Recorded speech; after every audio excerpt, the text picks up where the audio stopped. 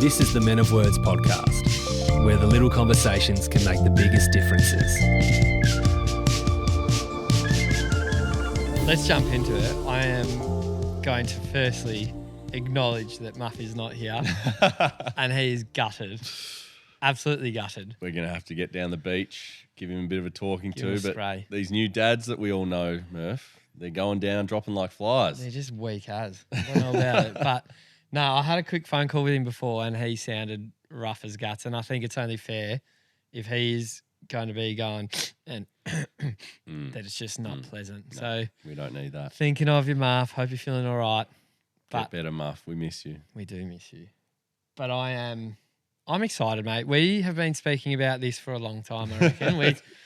Too long for Too two long. mates who Yeah. live up the road from each other. I know. And we're catching up ages away from where we live as well. But it's one that I think it's a conversation we've probably had a few times already, but I think it's a really important one. And I know you've done a lot of work in the last couple of years in telling your story and sort of sharing the experiences that you've lived through as well already. But it's still something that I'm really passionate to get this side of you across, because it's not something that a lot of people have seen in the past probably, and in the limelight that you were in. Yeah. It's probably something really important, and I think a valuable piece of your puzzle to get out there.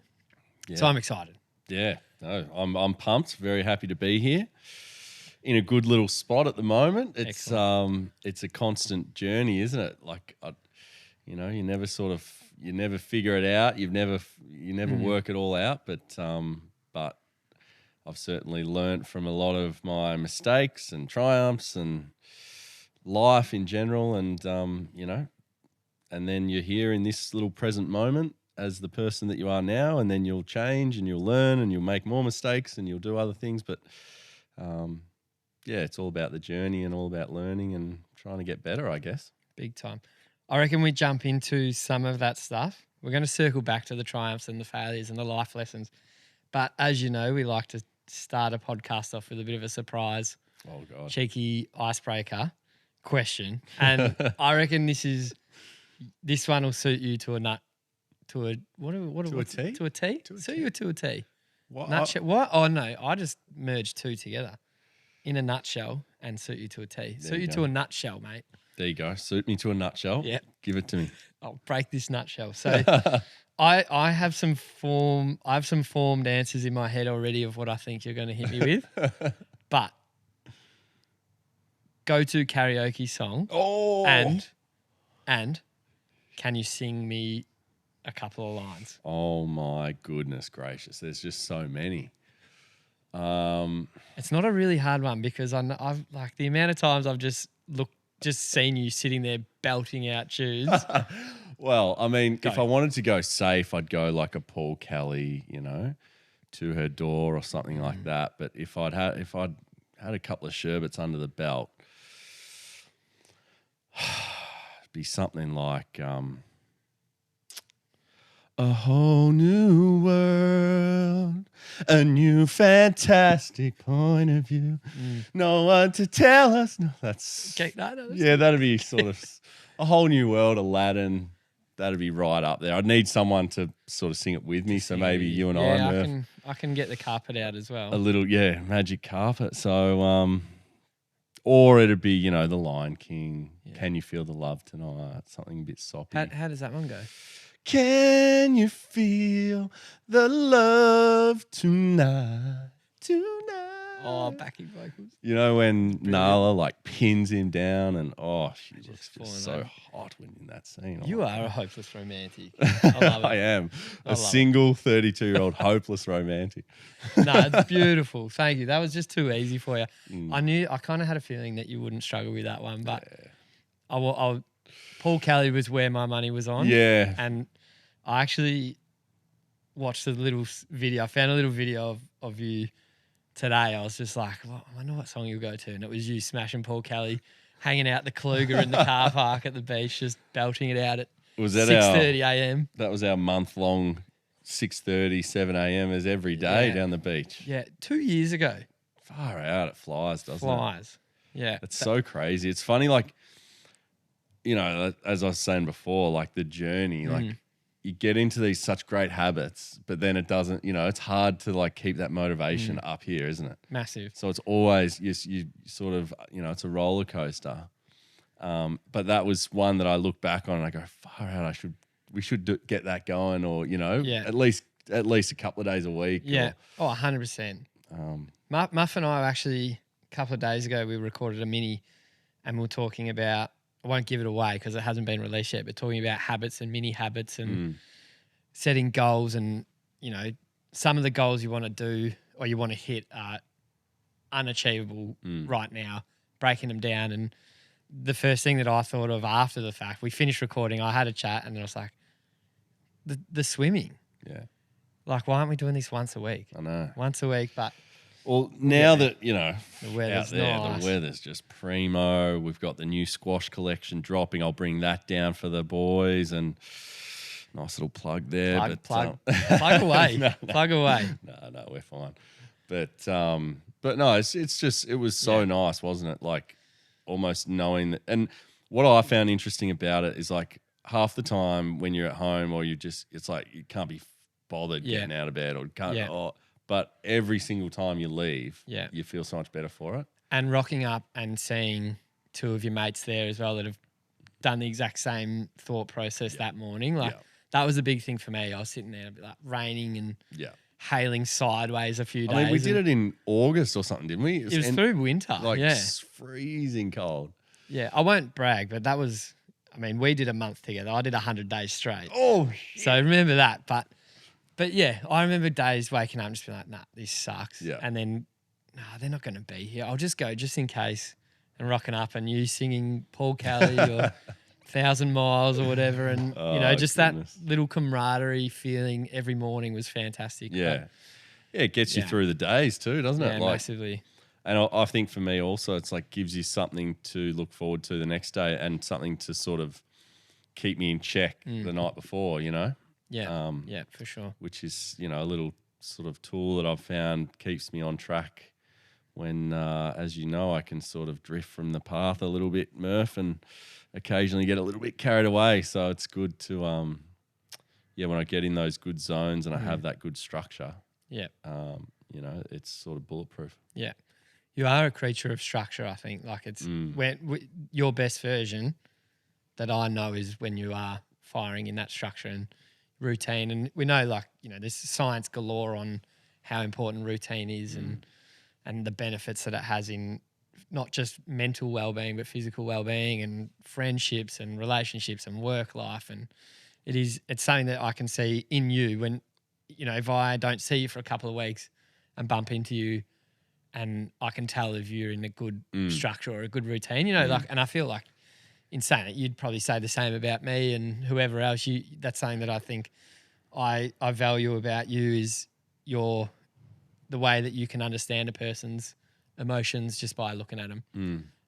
You've got a really innate ability to judge people and their feelings at the time. I think your emotional literacy is huge, and it's something really cool. So getting a bit of lovey-dovey out of the way. No, I appreciate that. And right back at you. And I think that's, I think for me and you, I'm not sure if it came naturally for you from the get-go, but I sort of think it probably would have, and you probably wanted it, but maybe didn't feel like it was, the thing to do. But from, 5 years ago and obviously you and Muff, getting this started, and obviously it was a big thing for you.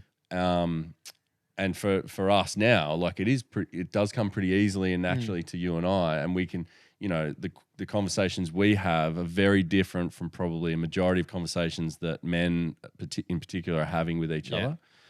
Like you, Muff, and I, it's like, how are you going? How are you actually going? And if we're struggling, we say it. Are actually confident enough to tell each other, and we know that the other person's going to be there for us, and it's not going to be, oh, get over it, mate. Other people have got it tougher or whatever.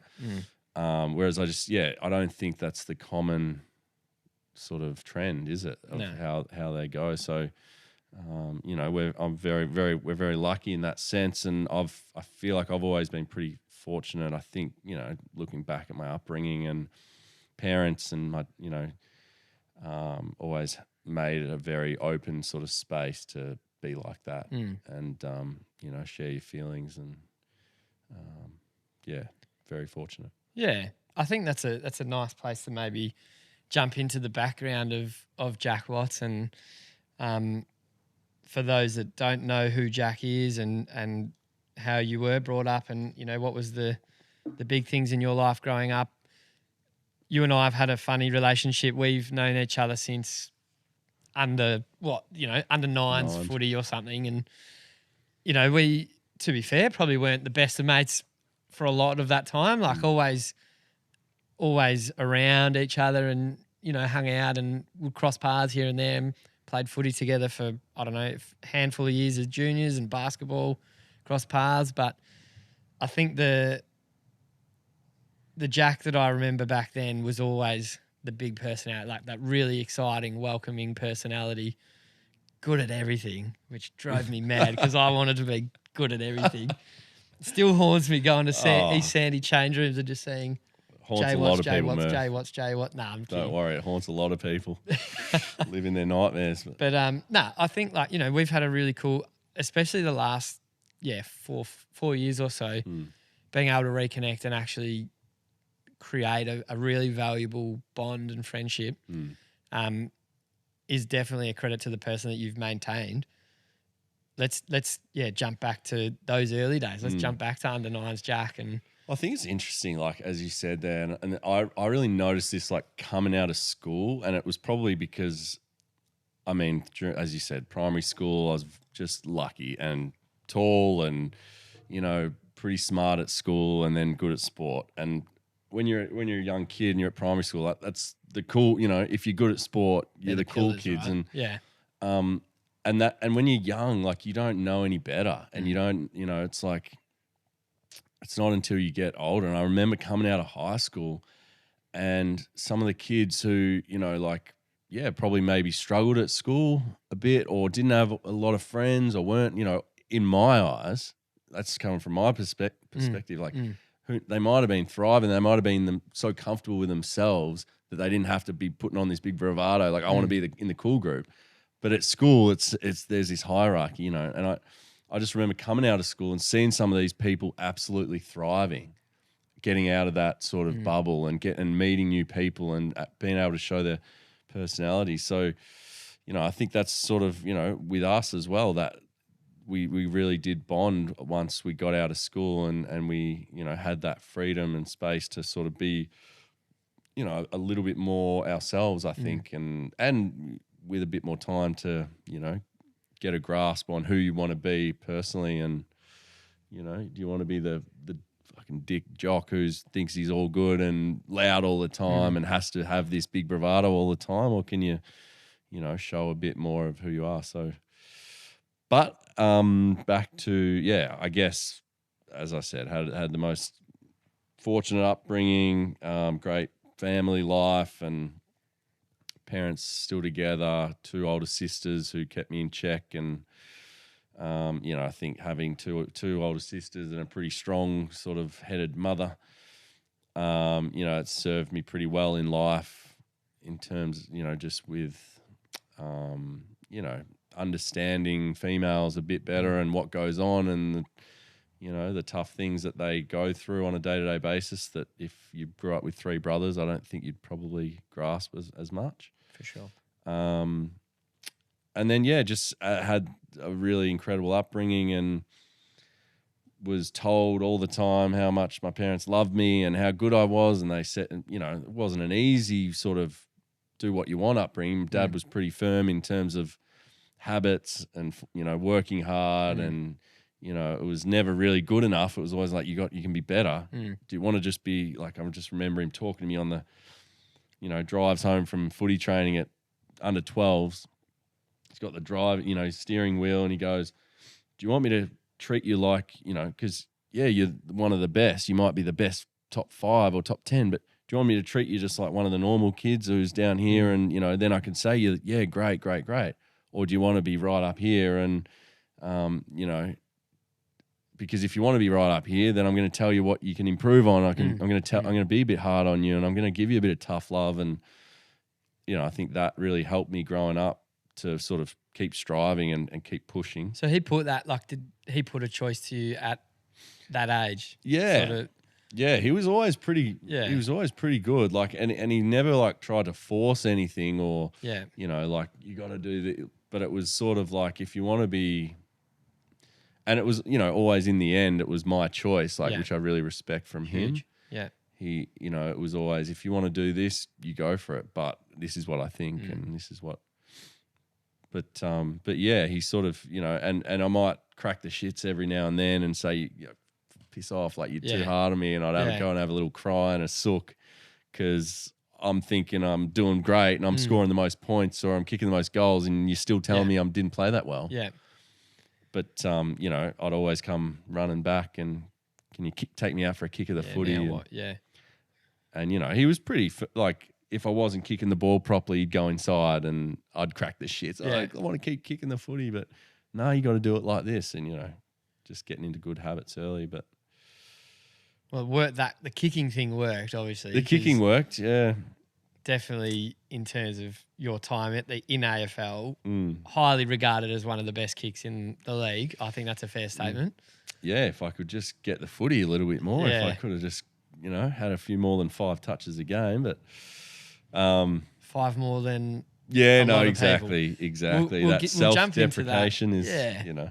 I think it comes with the territory, right? But I reckon we jump into the footy stuff in a sec. But I want to just you talking about your old man then and your mum as well made me realise how much of my life they were in as well. Like your dad was our coach for a handful of years. I was never in that upper echelon with you and like Northie and all those boys that were Ramage. He was a gun. He's so good. Where did he go? He went to Queensland or something. Went to Queensland and started running ultra marathons and doing crazy. Unit. He was a bull. But I remember though him as a coach. If I ever did something that was good, he always went out of his way to make sure that everyone knew it. And it was not even just me, like everyone else. Like, and that little like nugget of someone recognizing that you've made an effort as a kid, and especially one that was never in the limelight or like was good, like was good enough to play rep ball and whatever, but never in the top of the squads. And I was talking, we had a chat recently with Beck Cole. I saw that actually last week. Superstar, yeah. He's a gun, and we were she? talking about like the little nuggets that can bring a kid down at that age. And I copped it all the time in juniors about being too small. Yeah. And I was like, okay, well that's my path. I'm too short. I'm too short no matter what I do. It doesn't matter how hard I work, I'm too short. It's not going to matter. But I do have vivid memories of your old man being like mate, that tackle, that one tackle you did in the whatever quarter, awesome. And just like enough for me to be like, oh, that was cool. Yeah. I think it's funny because you take things for granted, don't you? When he's my dad. So for me, it was just normal. But But the things that, he's just so caring and thoughtful. And, now it's funny because he's like getting a bit older now and it's like, is he going a bit loopy? Because he's so thoughtful and he does all these, just the extra little things, or he'd write letters, that, 7-page letters to every player at under 12s. It's like what you can improve next year and it's right. like, fuck, but looking at it, sort of from the outside, it's like, that's pretty amazing as your dad sort of, unreal, willing to do that kind of stuff for you. And setting an example for you as well. Yeah. Yeah. Which we don't like as men. The value of a positive male role model in your life at that age, we talk about it. I'm a primary school teacher and primary schools are majority employee. The employees are majority female. So having a good male role model for kids that age is incredible. Yeah. Yeah. I listened to a podcast recently, Scott Galloway and Steve Bartlett, Diary of a CEO. And he's this professor and he's so strong on that. Like having strong male role models is so big. And I guess for me, like I don't know any different. it's sort of like I can't imagine trying to get through life without it, or when, like hearing some people go through, and this is the whole thing with me. I had a tough career and I got slammed a lot playing footy, but fuck, I had a dad who absolutely loves me and would do anything for me, and my mum is just the most incredible support, and my sisters and my family and my friends. It's like that's the real shit that can get you through life, isn't it? Like at the end of the day, I think like what's life about? It's about sharing time with the ones you love and having, them love you back. And, I just had that in spades. I couldn't imagine trying to get through how tough life is just in general, as we spoke about school and work now and stresses and financial stresses and relationships, and I can't imagine trying to do that without having a loving family. But so many people don't have that. So many people have a dad that fucking, is a dick and isn't there and makes things tough and treats you like shit. And, it's like, I just like have so much respect for people who can have a bit of a broken upbringing and get through it and be a good person. And be a shining light. Yeah. It's incredible. Massive. Because it's hard enough having every advantage under the sun, which I had, every single advantage. And, it's still tough to be a good person and, do your best. And so I was, very fortunate with the old man. And, it's funny, like I sort of think about it a lot because he's, probably the biggest influence in my whole life. And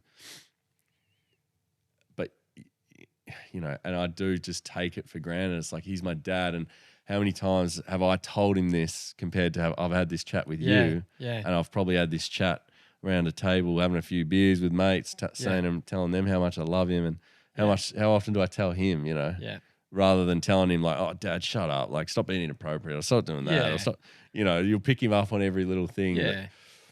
It's probably something to try and take away, especially. Yeah, as we're getting older, aren't we? It's for sure. We're spring chickens, but just to let them know how much you appreciate them. It'll be challenge number one. There, write it down. Challenge number one. Maybe, if we could, you spoke about him giving, your family, giving you choice and agency, I guess, in your career and your life and your journey, getting towards kind of, I guess, the pointy end of junior sports and. You incredible basketballer, recognised on the national stage at, under 16s or whatever. 16-year-old playing. Were you playing under 18s or under 20s at 16 years old? And playing for Australia, bottom age. Yeah. 18s. Yeah. And no doubt, like, career paths were being presented to you in the basketball world as well. Who are your go-tos in that process of going, all right, I've got two really clear, really defined paths that I can choose. One could take me across the world. One will keep me here at home. And what were the biggest parts of that decision? I think I had probably a bit of a clear feeling for myself. Like, so interesting what we were saying before in terms of like little nuggets as young kids that can either make you or break you.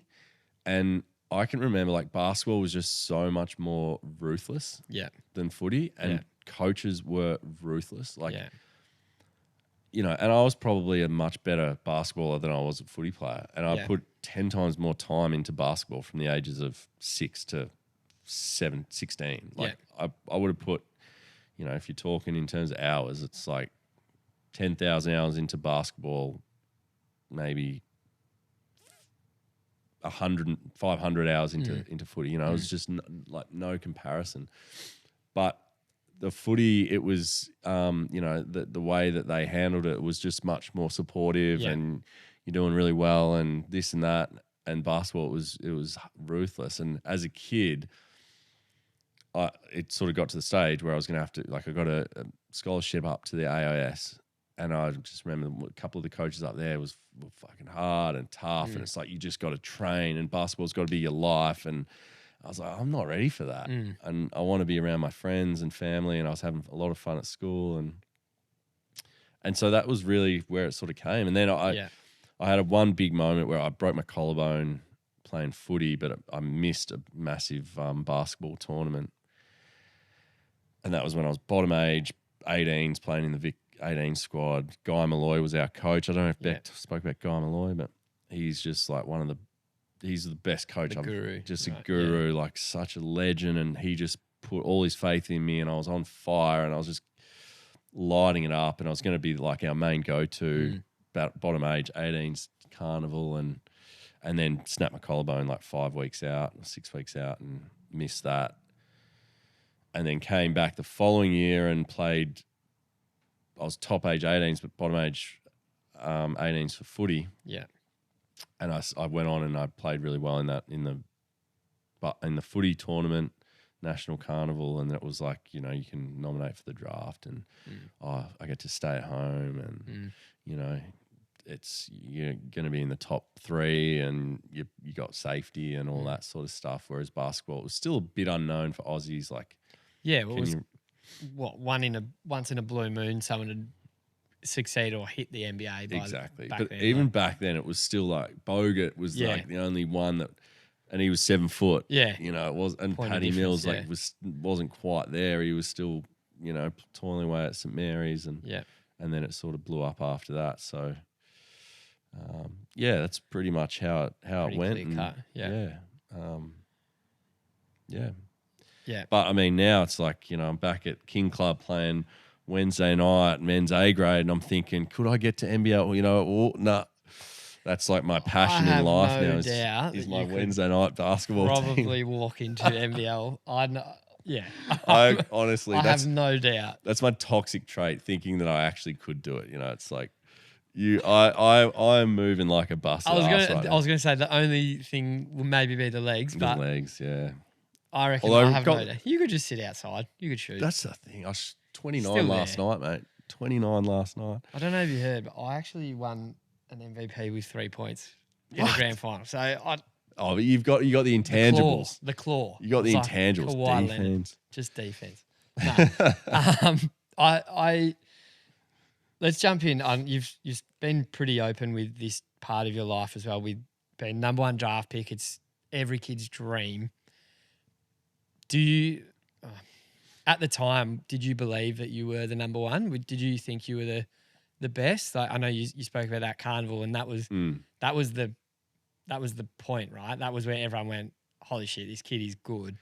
Yeah. And you were a standout in that carnival, getting the attention, getting picked at number 1, and then instantly being at arguably the biggest club in the country, and just going, boom, all eyes on me.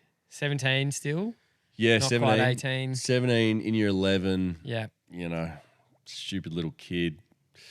I thought I was the best, definitely. Yeah. Like, fuck yeah. Like, I was bottom age, like, you know, going out there, and you know, it wasn't as if I was head and shoulders above, but like if I was doing that as a bottom age kid, and you know, blah blah blah, and then I had the basketball background, so that was, everyone was, you know, it was all the rage, like if you gun here, and you know, so definitely I felt like I was sort of deserving of it, you know, whether it's 1, 2 or 3 or whatever, but definitely up there around that sort of mark. But you know, circumstances and the, you know, it's bloody hard talking about it, because it's like, fuck, what do you say? Yeah. You know, I could give you every excuse under the sun. I could talk here for 2 hours about why my career didn't work. I could sit here and say it was everyone else, and it was this, and it was the club, and it was that. I could sit here for 2 hours and give you excuses that, you know, in the end I didn't work hard enough, and I didn't do this, and maybe that's why it happened, or I didn't go to, you know, just so many things. It's just, I've sort of come to terms with it, and I'm so comfortable with it now that, and comfortable is not the right word, because like it's always going to burn, you know. Yeah. It's just always going to burn. Like I never played a single final in my AFL career, you know. I played 170 games and didn't play a single game that mattered, you know. Yeah. And like what kills me the most as well is like people that watched my career would say that, oh, he's not competitive. Yeah. He doesn't want it. He doesn't. and like speak to any one of my mates that know me deep down, they'd say he's unhinged, he just needs to win every competition that he plays. So that's like, that sort of thing frustrates me, and, but you move on and you live a good life, and I certainly, it's the journey that I went on, and it's made me who I am, and I made a fuckload of mistakes, and we're allowed to swear on this. Yeah, we can swear. We can swear. Yeah, like poo and wee and I made a lot of mistakes, but yeah, it's all part of the journey, and makes you the person that you are. Can we? I know you're a very open book. Can we jump into some of those mistakes? And do you, a few things before? I want to preface this. I'm kind of just wheeling and dealing here, but being the number one draft pick comes with pressures, comes with the eye more so than any other draft pick, which we know. And everyone, there's always going to be that limelight on you straight away. Being 17, getting thrust onto Queen's birthday, getting absolutely smashed as soon as you ran on the ground. All this, the D's looking for a saviour, all these pressures that have just gone bang, bang, bang, bang, bang on your shoulders. Do you feel like some of these mistakes that you speak about, some of these lessons that you speak about came because you were looking for an outlet, like looking to get away, was that your coping mechanism? Was going to certain aspects and then... Yeah, absolutely. I mean, and it's sort of, it's hard. It's like, well, you don't want to be making excuses or blaming anything, and I'm not doing that at all. But it's like, I think there comes a time when you're getting told and it's not as if it was the first, second, third year. It was like you're getting told for 5 years, 6 years that you're shit, and you're coming into work and you're getting slammed by your coach and, a bunch of coaches, and you're getting told that you're soft, that you're a soft player.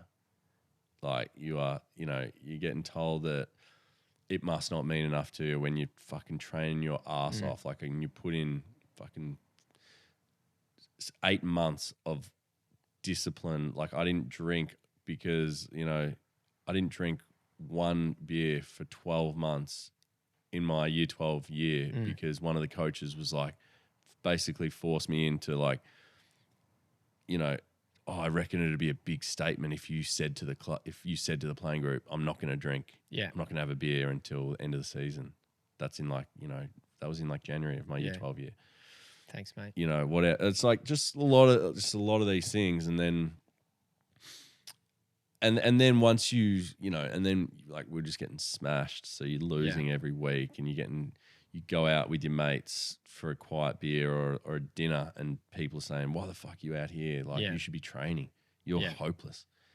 It's just like, it just stacks up. Yeah. So you lose the love for the game. So then when you lose the love for the game, you're not 100% invested. And then we're usually planning footy trip by round 7 because we're 0-7. So then where's like the motivation to put your life on the line every week? Yeah. So that was sort of it. And then, the mistakes, like I think, the majority of the mistakes are just came from, partying and alcohol, drugs, and not in a good headspace. And, you do things in those states that you wouldn't normally do. And, like obviously, the big one with my ex-girlfriend, and which, to this day is like the hardest thing that I've ever gone through. And it's given me an understanding of what some people might be going through, and I think like when you make these mistakes and you go through these dark times, like you gain a lot of empathy and understanding for others. Yeah.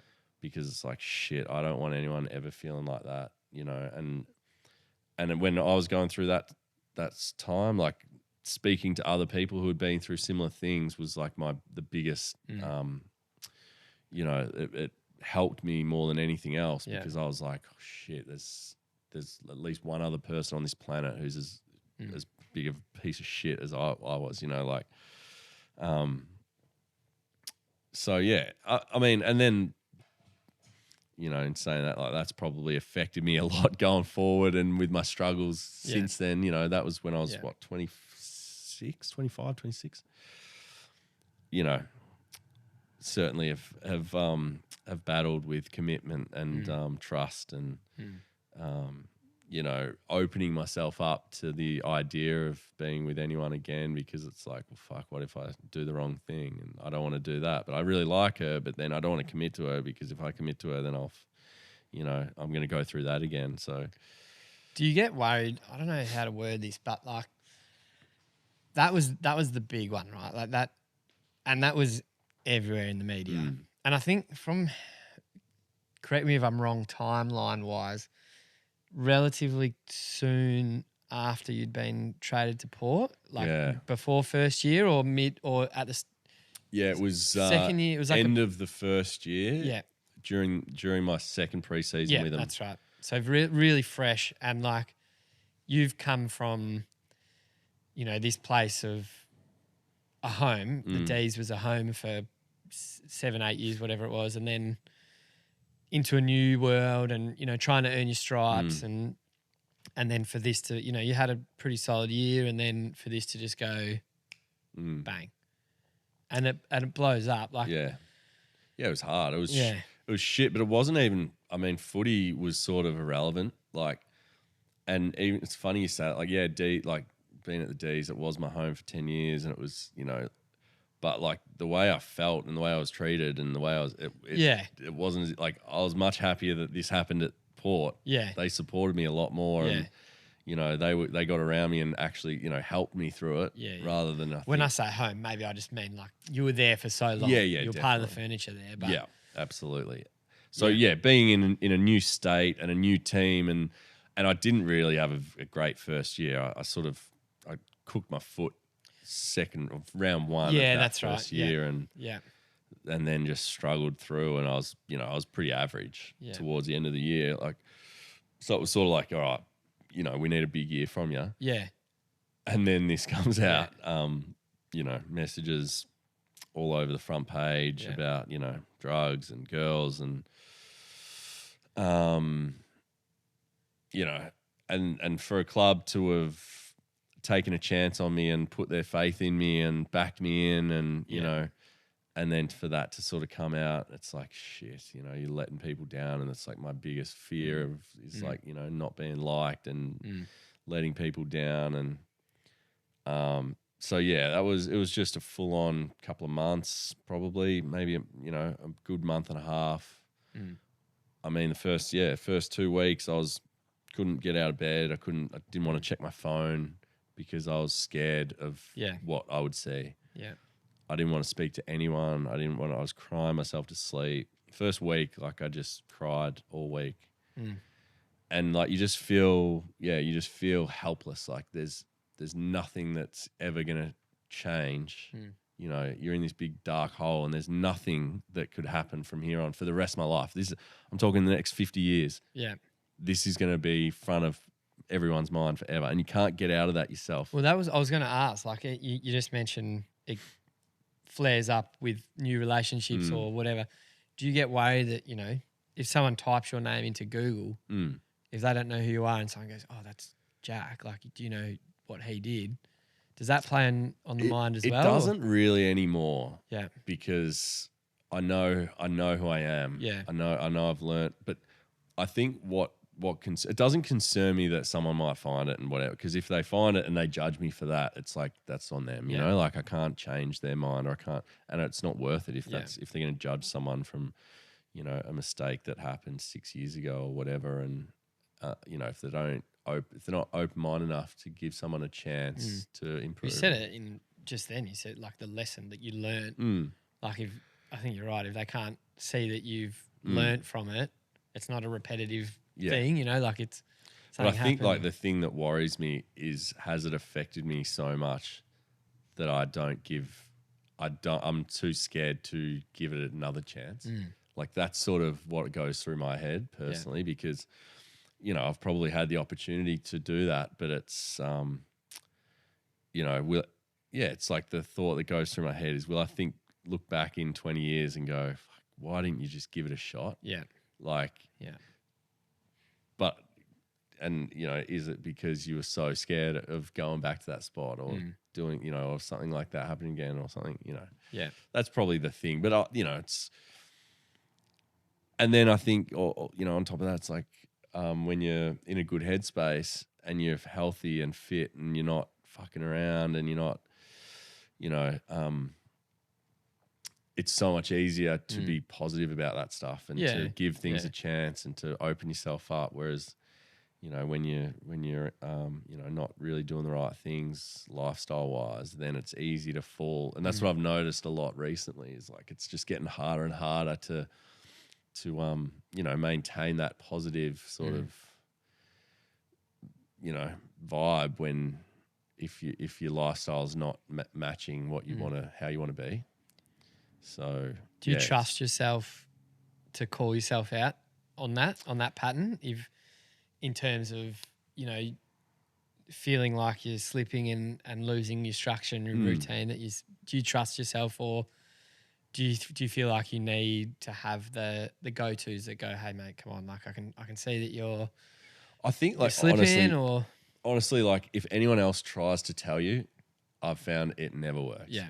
Like it's got to be you, and you've got to just get to a point where you're like, fuck this, like I'm done feeling shit. Yeah. And I'm done rolling into work on a Monday and working at 25% rep power. And I'm done, you know,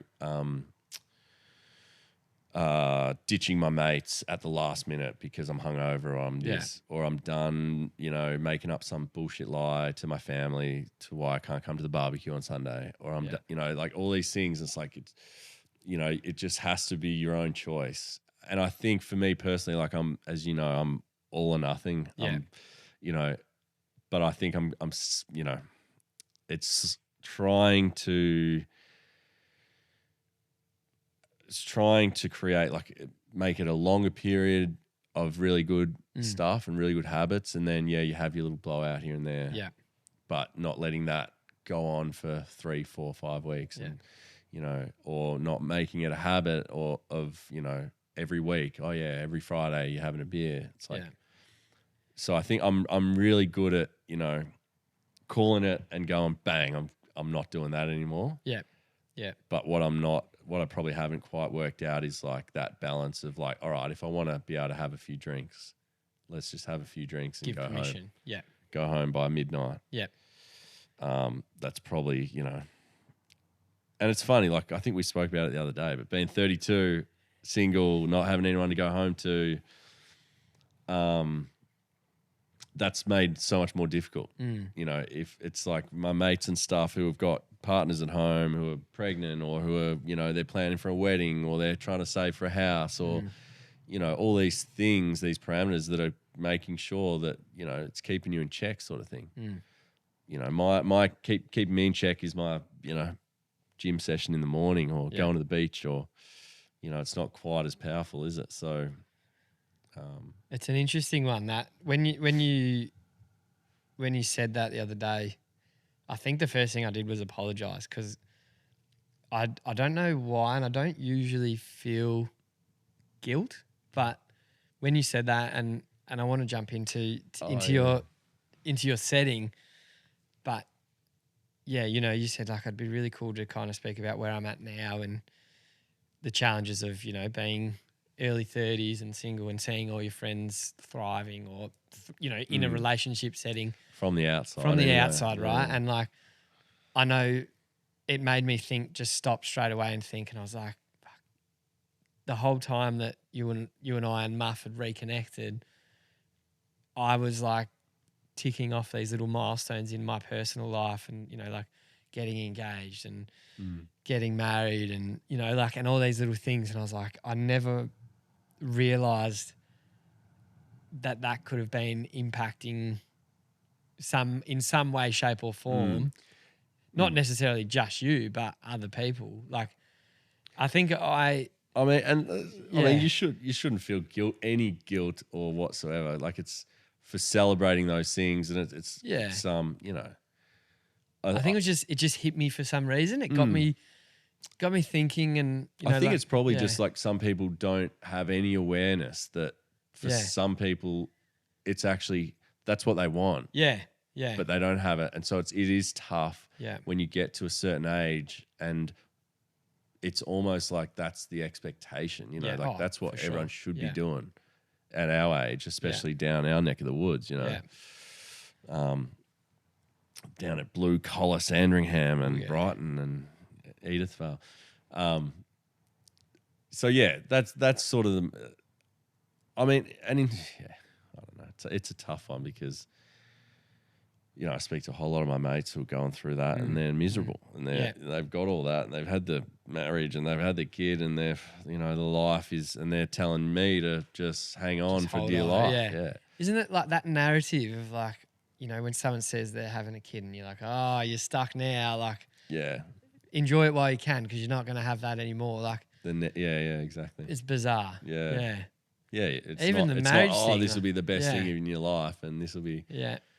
I mean, there's a sort of, I like, you know, people that are realistic about it. Yeah. Like it's, Oh, definitely. You know, Yeah. Of course it's going to change things, but, you know, you make those decisions, don't you? That's why you get into it because you know all that and, you know, that's what you choose. It's like I want to go to that next stage of my life with my partner who I love and, you know, have this little human being that we've created and, you know, will give us the most joy of our lives, hopefully. So, is that in terms of your personal life? And we'll touch on some, you know, some of the professional stuff, the professional Jack Watts life after footy. But in terms of your personal life, is that the biggest hole that you feel is not have, you know, you mentioned someone to come home to, or is it, you know, that saying, you know, comparison is the thief of joy, like looking at your mates, is that the hole, like that big hole of being? Yeah, that's a good question. Like, is it,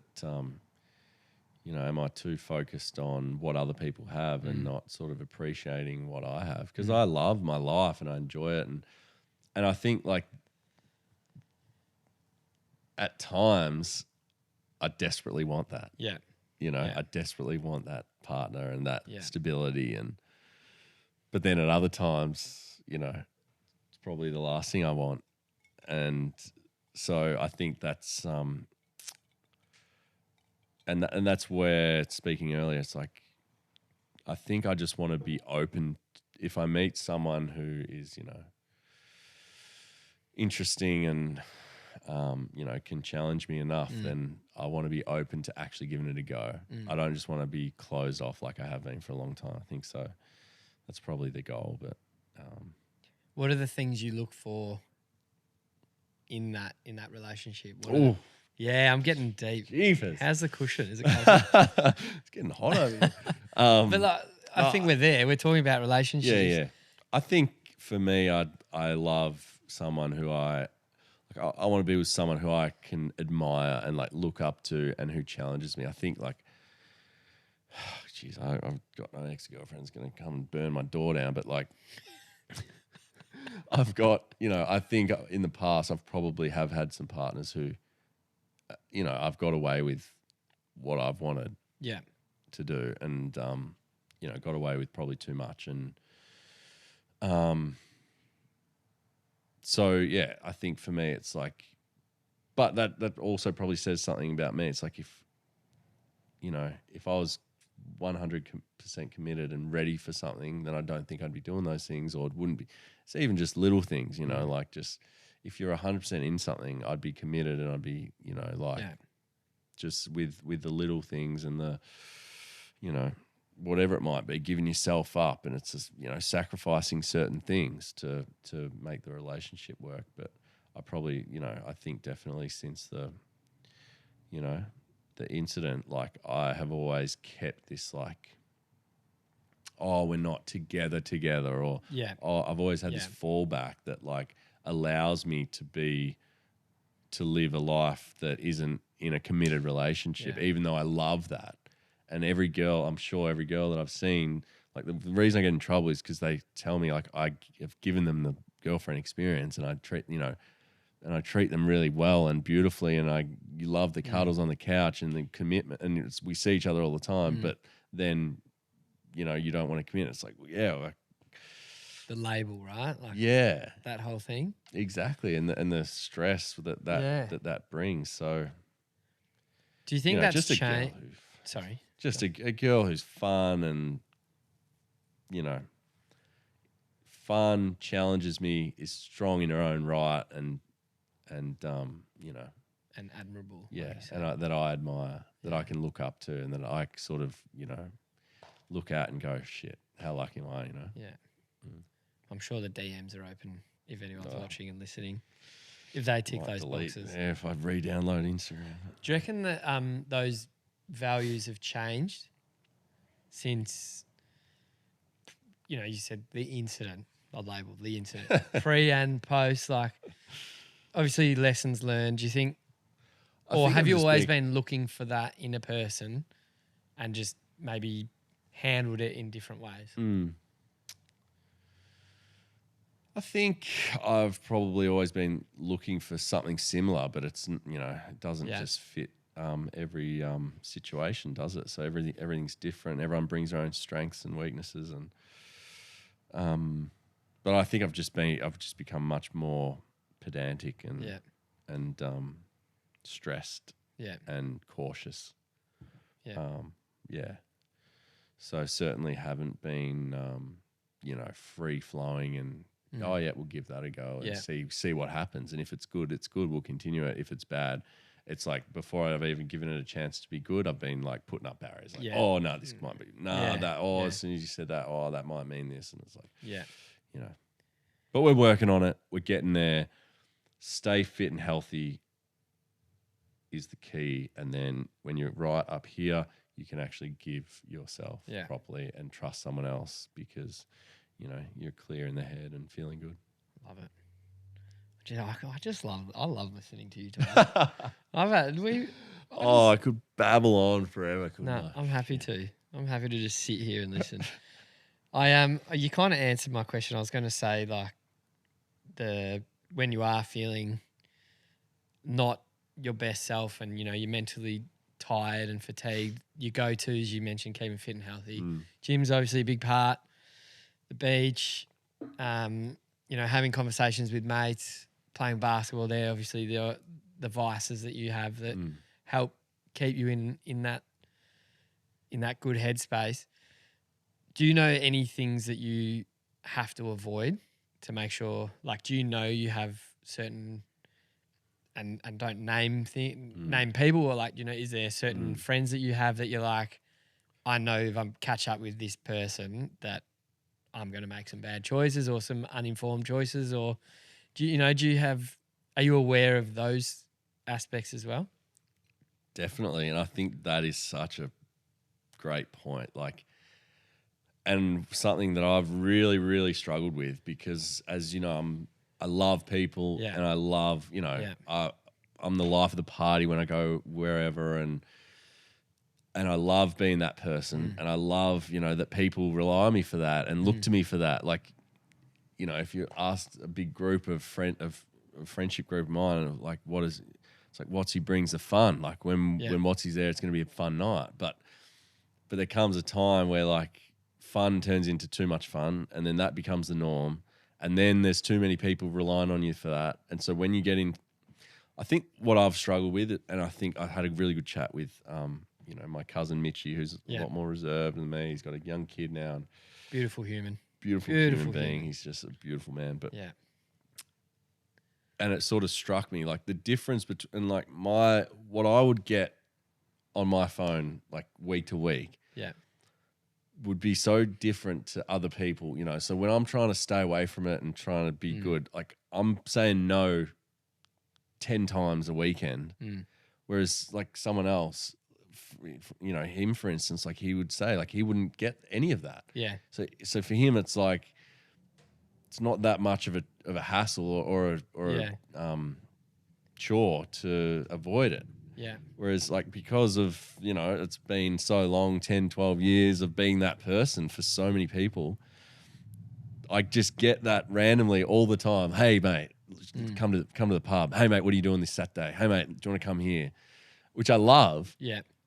It's just you know, and hope, and what I want to get to eventually is like, you know, I'd love to be able to say, yeah, absolutely, I'll come along, but you know, I'm not having a big one, or I'm doing this, or you don't even have to say that.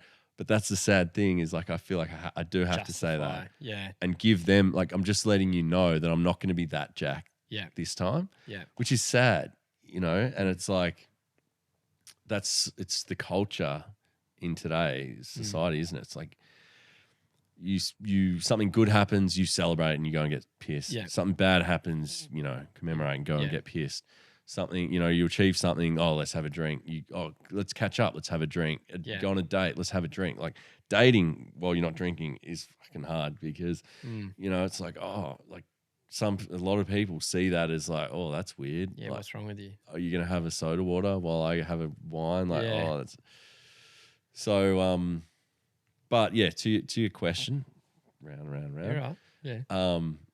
There's definitely people who, you know, like I was sober for 6 months last year, and it's like all of a sudden you just don't see people for 6 months.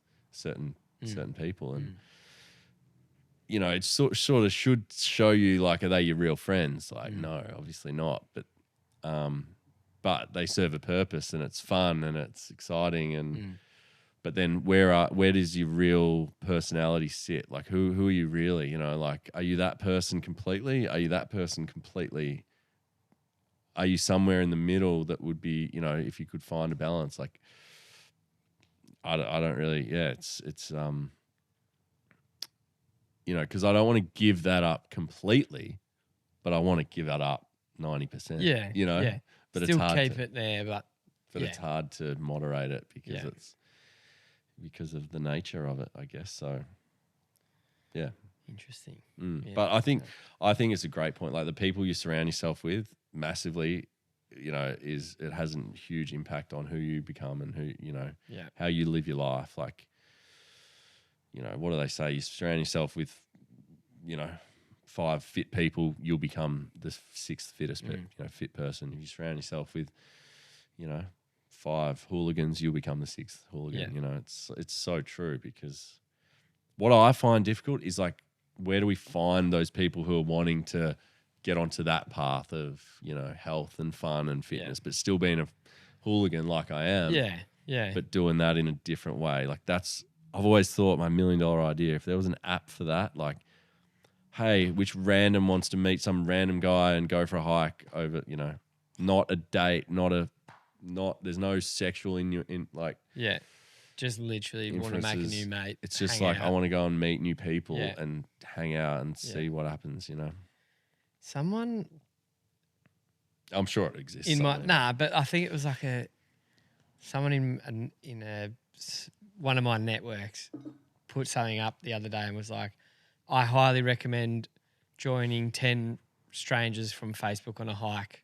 And she posted 3 photos of just this random crew, never met before, out hiking. Like literally what you just said. See, I love that shit so much. That's cool. Like that's why I'm just like, I just sign up to new gyms every fucking 2 weeks, because I'm like, I want to meet new people. Hey, I've got a new gym that I'm back, baby. Where are you? But Verde? I'll give a shout out. No, TWM, Training with Mates. Oh, you're Danny back. Maitland, you know him, but I do. I was a OG at TWM, and I've finally bit the bullet and have gone back to him. So I'm good on you. Gave him a big hug. But mate, I have a few questions that I want to ask, but I'm going to save them for a rainy day for another time. Okay. Maybe we can do this again. Let's do it. I'll bring Stubby in next time. Yeah, absolutely. But I want to jump into professional Jack. And professional Jack is somebody that works at Skwosh. Oh. And has sweet as, give it some loving. But like professional Jack, I saw evolve really quickly in that period of time. You know, we were cold dipping and you were rounding out your studies, and I saw a pivot in your mindset from, you know, being involved and like being a part of Skwosh, but not willy-nilly. I don't know how you would frame it, but in and out, and, you know, you did parts of it, and then you were still studying and trying to figure out whether you wanted to do it properly, and then finishing your major, your masters. I'm there. MBA, See, I'm a master of I business didn't do somehow. one, so I don't have the vocab. But you are a master of business. See, like even that profession, I love it. Oh, But like seeing that transition, and then you finish, and I remember having a conversation with you, and you're like, "I'm going in. Like I'm going to go all in. I want to be involved in this. Like more than just investing money. I want to invest time, and I want to make it something." So let's jump into Skwosh, the origins maybe of Skwosh. 3 human beings that obviously interacted with each other in Walshy, Stubby, and yourself.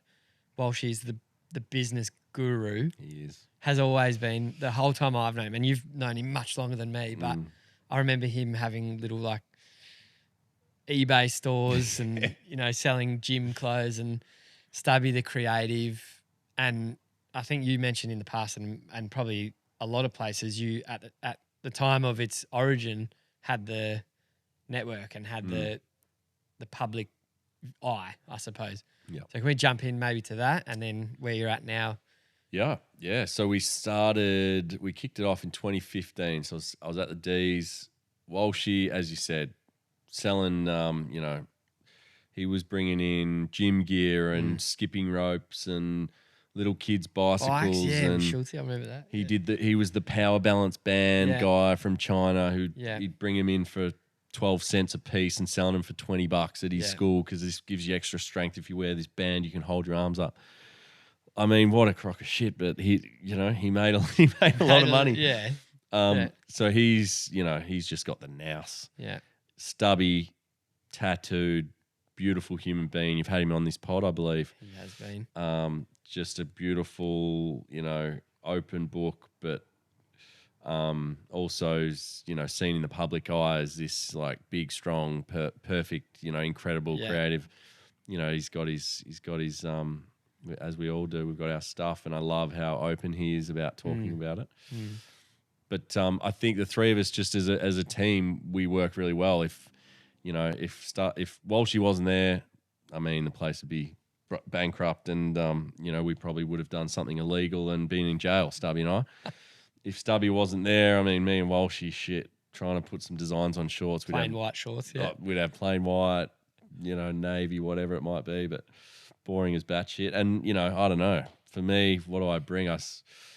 I sort of still struggle with that a little bit, but I think, I bring a great vibe to the office. I get the best out of our team in there, and then obviously, bring the contacts and create loyalty from customers and investors and all the rest of it. So,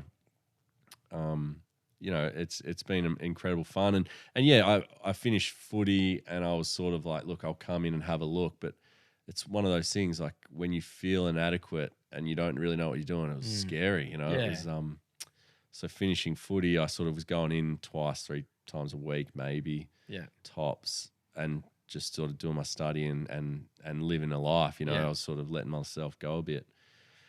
After 12 years of playing AFL footy, it was time for a bit of a relaxing, period. But then it just got to that point. I finished my studies, got the masters under the belt, and it was like, all right, what am I going to do? Like, I actually want to commit to something here, and let's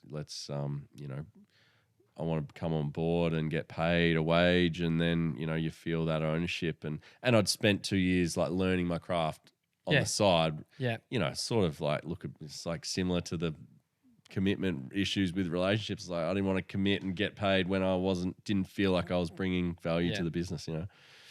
So I finished the study, and I've been there probably full time now for 2 years, maybe.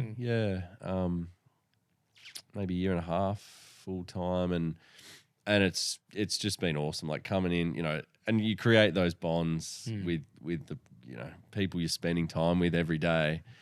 It's like a footy club. You go in every day and you're spending that whole day with the teammates, and I'm sure it's like any workplace. You form pretty close bonds with those people because you're in each other's pockets, and to be able to work with friends and have a pretty balanced lifestyle. And Stubby's, what's he done? He's lost 50 kilos in the last 12 months. He's a machine. so inspiring that, yeah. And we're lucky. He'll go for a run every lunchtime, or me and Yeah. him will go to the gym, or me and Walsh will do body fit, or we go for a swim when the pram pool's open. Yeah. You know, it's a really good lifestyle. So we're lucky. I'm lucky and I'm fortunate, and we just want to try to keep growing it as much as we can, and jump on board skwosh.com.au. And if you want some tees, and the new summer range has dropped, we got a whole new range of shorts which Stubby's designed, and a bunch of new tees. What else we got? New caps just launched this week, so get around it. Good little Christmas present, yeah. And you're our biggest supporter. You know mate. I love it. You're our biggest supporter. It's so funny. I actually still have a pair of OG Stubby beard, the beard design. That's first year. First drop. And I was really gutted. I was hanging them out on the clothesline the other day, and I've noticed they'd be 6 years old, 7 years old, and they're starting to show signs of just. Don't say that. I know. No. It's because I've worn them. I wore them every day. Quality through the roof. How I treat them differently. Oh no! But I was like, I need to call Stubby and be like, hey, can you just do an OG drop? You want the OG beers? Nah, you just wait, mate. Stuffy's. We've given him about a month just recently to come up with 2024 summer, and it is hot. Can't wait. Hot stuff. Yeah. So I just find that it's borderline embarrassing every time I see Walshy now, because he just goes, oh, he's my number one fan. Saw you put in another order, you cheeky bastard. He's so good. I love him. No, it is. And it is, yeah. I mean, I'm wearing a T-shirt. Thought I should wear my Skwosh gear. Appreciate it. I did have to bring up, and we were going to bring up the She'll Be Right T-shirt, because I wore that recently with our conversation with Liam Stapleton. And I just, at one point, halfway through the conversation, was just like, I can't be wearing this T-shirt right now, because this is so, it's like the juxtaposition of being like, we're here saying that you need to talk about these things. And then I was wearing this T-shirt being like, she'll be right. Suck it up. Yeah. She'll be right. It was just very funny. I wanted to ask you about Liam. He's the funniest person. Was he amazing? Ultimate professional, but just so down to earth. He's so funny. The shit he does with his misses and the videos and stuff. Like his TikTok is my unreal. God. Yeah. I should introduce you, because I think you two would get along incredibly well. Yeah. He was one that I really wanted to speak to for a long time, especially with like being, an avid Triple J listener, and the shit that they had to deal with when they first jumped on was him insane. and Ben and death threats and just you don't understand how someone working in a radio job can cop that. And I mean, you out of both of us, or all of us in this room, I've certainly had them. Don't worry. Probably had that. Them, yeah. And Beck last week talking about some of the shit she had to cop. Maybe before I ask the very last question, is there any of those experiences that you would touch on as memorable in terms of just being like, or something you'd be willing to share and preface it? I want to preface it with, if it does go down the path of being something that's quite confronting and give everyone a heads up in case. But is there anything you remember, or did you at that time try and just... I'd sort of cut it out so much. Yeah. But yeah, like I couldn't tell you how many, like death threats. We're going to like keep an eye over your shoulder because we're coming for you, blah, blah, blah. Like, how the fuck did you do this? How'd you miss this? How'd you do that? I think one that really got me actually was I got a message, and it was I looked at it and it was just every profanity under the sun. Like, you're a fucking cunt.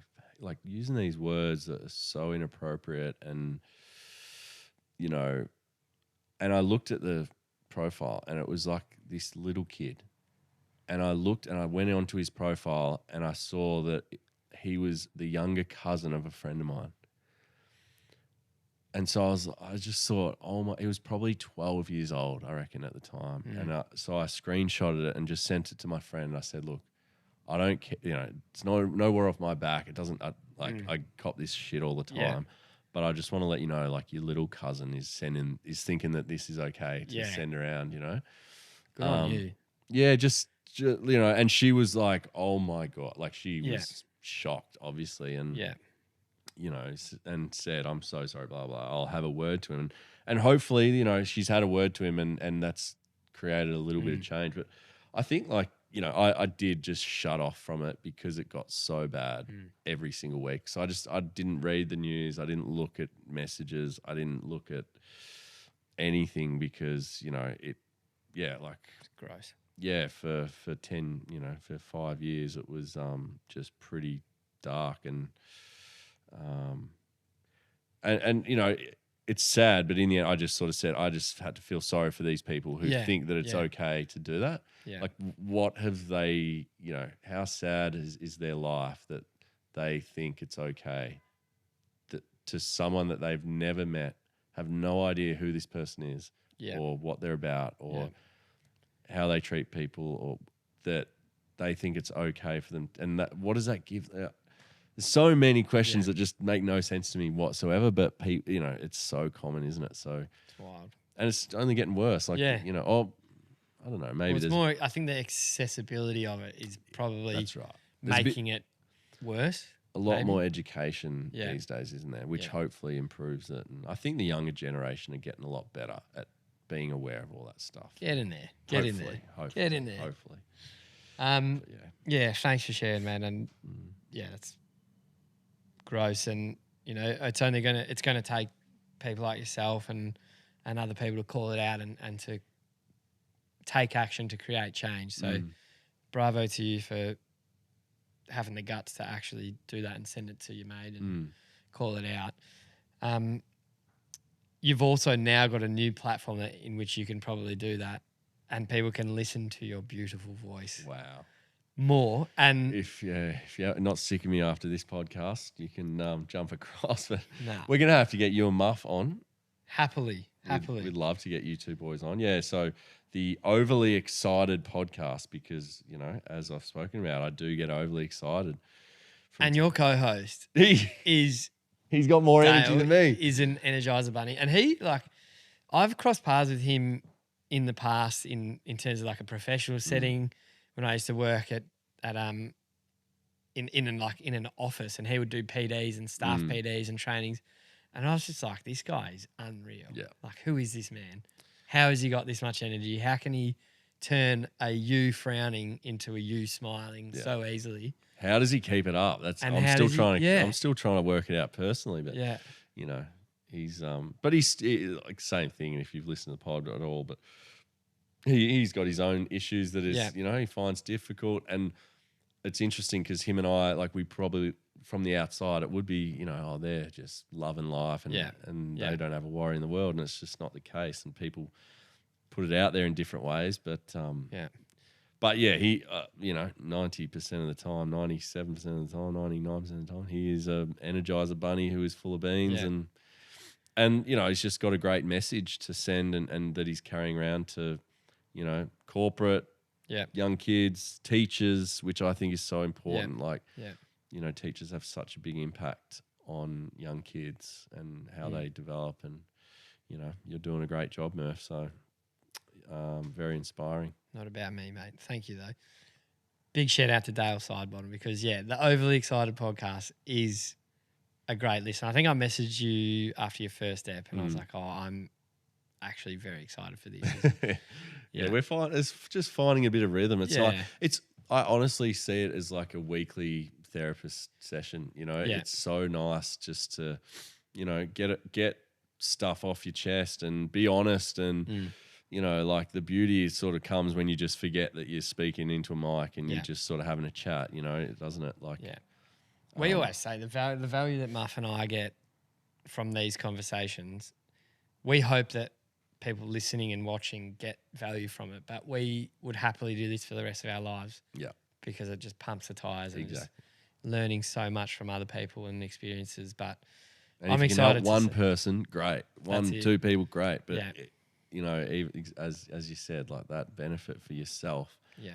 It makes you want to be a better person. Yeah, it gives you tools on it. You meet new people who have great wisdom and experience in all these things that you've never experienced before. And, you know, big time. It's like a reminder too. It's like if I didn't have it, you can float through weeks and months and sort of let yourself go. Yeah. Whereas, we got it every week. It's like, oh shit, I should get back on the track with that, or I know that helps me, and it's good. Helps keep you accountable. No, it's very good. Make sure you check it out because it needs to. I love it. I'm excited. All right, last two things, mate. Last two things. First one is the I Love You challenge, which I know you'll be very good at. The boys at the Resilience Project, I know you have done a lot of work with Hugh in the past in the footy world. I don't know if you've crossed paths with Rack, with Martin Heppel. I haven't, but I've listened to his pod with them, or I've listened to his story. And you should listen to his episode on this podcast. He's really? He's been a guest. He's one of my... Yeah, I remember I reckon you heroes. told me about him a couple of years ago. Yeah. And I just he's an inspiration to me and the stuff, his life. But one thing that changed my world was the I Love You challenge. And he just spoke about, as men, being able to say I love you to your mates without it feeling weird or without having a skin full. Yeah. So the part one of the challenge is, if you've got your phone handy, do you feel someone on the phone? Gutsy enough to give someone a buzz? Absolutely. And it can be any and anyone, any and everyone, and you can just give them a bit of love and appreciation. If it's a voicemail special, if you can catch them, even better. I'll call someone who should pick up. This is the hardest part, I think, of the challenges. Yeah. The phone call nerves. I mean, if Will Schubert doesn't pick up, he calls me. I'm so bad. Speaking of power balance bands, Schubert sold me mine, the dirty dog. Back when we were 15. He picks up, he calls me. I'm so bad on my phone. Like, I don't talk on the phone. He calls me all the time. So I'm returning the call here. Hello, Jackie boy. Hello, darling. How are you? I'm really well, thank you. How are you? I'm great. How's your day? Yeah, eventful. Yeah, a bit going on. Really? It went all right. I think I fucking dislocated my finger. Ooh. So sore. How'd you do that? Fucking just moving some timber at work. She's sore and she's black and not great. But No good at all. we'll be right. I'm just worried about fucking golf on Sunday. That's what I'm really worried about. Jeepers, you got to get that finger right for golf. How are you hitting them recently? No, not great. No, but not practicing either, so there's probably a correlation there. Yeah. But that happens. Is your shoulder still giving you grief? Still giving me a bit of grief. A little bit of grief. I need to get that looked at. What's that been? A few months now? Yeah. Even longer. Well, mate, I just wanted to let you know you're an incredible friend and I love you a lot, and I probably don't tell you enough, and I feel like we probably haven't seen each other a lot since Europe because we needed a little break, but I love you and, looking forward to many more years. No, love you more, bro. I'll stay in touch and I'll give you a call tomorrow. Awesome. Sounds good, bro. See you, mate. Too easy. Shoot it. How good was that? What beautiful. Sorry for the profanities, ladies and gentlemen, but When you're in pain, that's swearing right. is okay, He's right? hurt that finger. that poor digit. Oh, he's a good man. That was beautiful. Thank you very much. He is a stunning human being. He really so is. There's some good people in your network, and I'm lucky enough to know a handful of them as well. That's very cool. He's one that's been around for a long time as well. He has. Someone that I was really close with too growing up, which is cool. Always used to wish he got with my sister, but that didn't end up happening. So Guys, she's very happy now. She's got a beautiful man who treats her very well. So that's all we can ask for, right?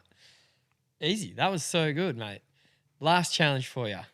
Last question I want to ask is, this show that we do would not have got to where we've got without speaking to some pretty incredible people along the way. And we've been really lucky over the past, in the past with guests, nominating or suggesting people to connect with. And what I'd like to do is a two-part question. One is, and it's probably something you're going to be able to do with your own show now that you have a podcast that you can sit down with people.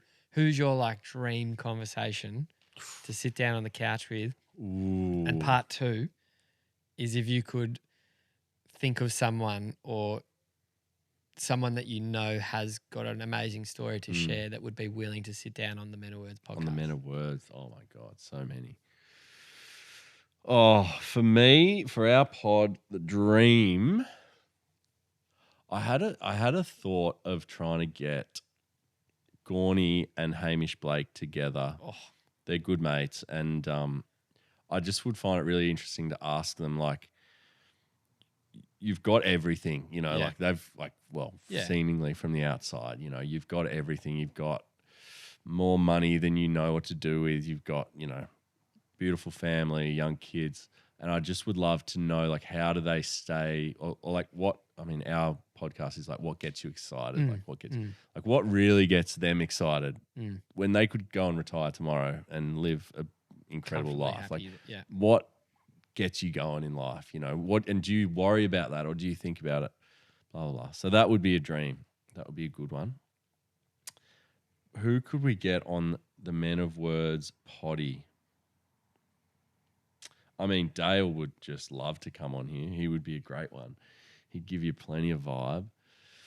Dylan Alcott would be a great one. Yeah. We're going after him too. Yeah. It's sort of everyone who I'm trying to get, so you better not steal. Yeah, no, just keep it under wraps then. Who else would be cool?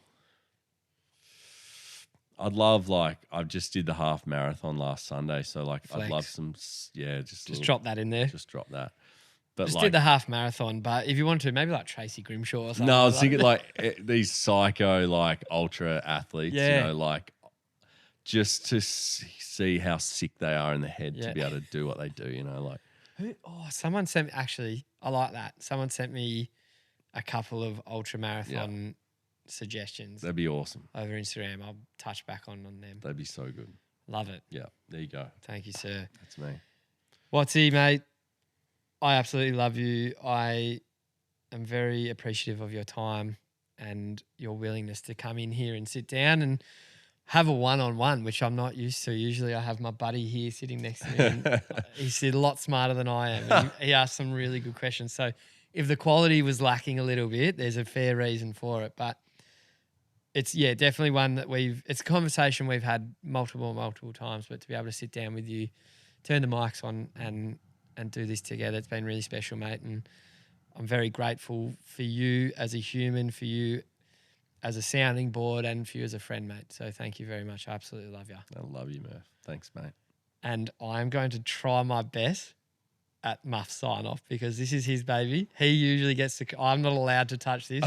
Kane's already smiling. He's getting ready. I've butchered it that many times. This has been the Men of Words podcast, where the little conversations can make the biggest differences. This is the Men of Words podcast, where the little conversations can make the biggest differences.